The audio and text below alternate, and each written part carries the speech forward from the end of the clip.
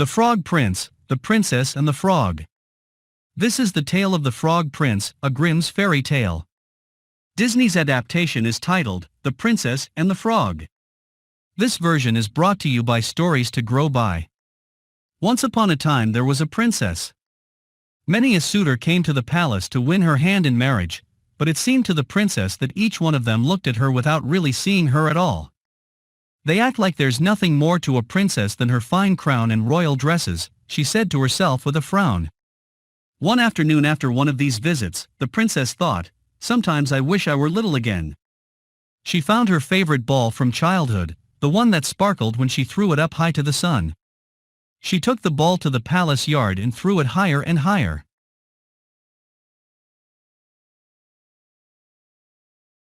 One time she threw it extra high, and when she ran to catch the ball, she tripped on a tree stump. The ball fell and plopped right down into the royal well.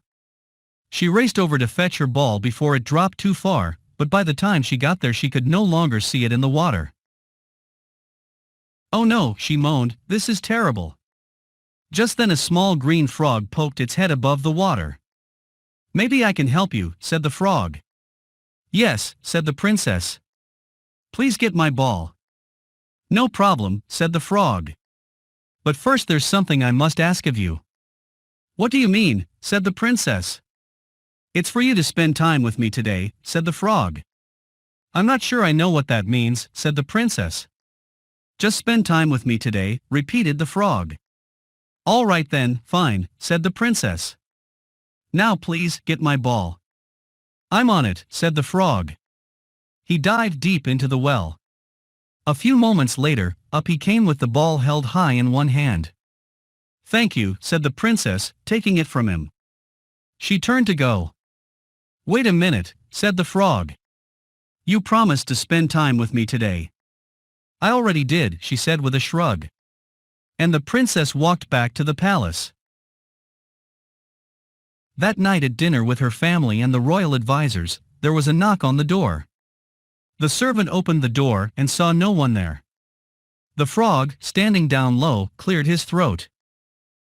The princess promised to spend time with me today, said the frog in as loud a voice as he could. So here I am. Daughter, said the king from the far end of the table. Did you promise to spend time with this frog, as he claims? Sort of, said the princess. After a pause, she added, oh very well, come on in. The servants quickly set a new place setting for the frog, and he hopped over to the royal dining table. Conversation turned to a topic of concern in the kingdom.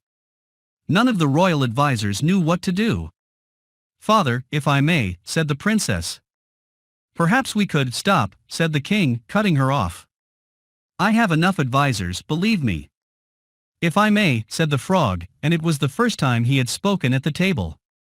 There's more to a princess than her fine crown and royal dresses. The princess stared at the frog. How could this little frog, more than anyone else, understand such a thing? After dinner, the frog bowed to the princess. He said, you have done what you said you would do. I suppose it's time now for me to go. No wait, said the princess, it's not that late. How about a walk in the garden? The frog was delighted. The two of them walked in the royal garden, the frog hopping along the stone wall so he and the princess were at the same level and could talk easily. They laughed about many things. Later, when the sun set, they admired the deep rosy reds it cast in the sky. The princess said, you know, being with you tonight was a lot more fun than I thought. I had a very good time too, said the frog. Who knew, said the princess with a laugh. She leaned over and kissed the frog lightly on his cheek. At once, there was a puff of clouds and smoke. The small green frog had changed into a young prince. The princess jumped back in surprise, and who could blame her? The prince quickly told her not to worry, that all was well. Years before, an evil witch had put a spell on him that he must stay a frog until he was kissed by a princess. The witch had laughed an evil laugh, saying, like that will ever happen. But it did. Now the prince and princess could get to know each other better. Years later, after they were married, they had a beautiful setting made for the ball and placed it on their royal dining table. And when the sunlight shone in through the palace windows, the ball sparkled for all to see.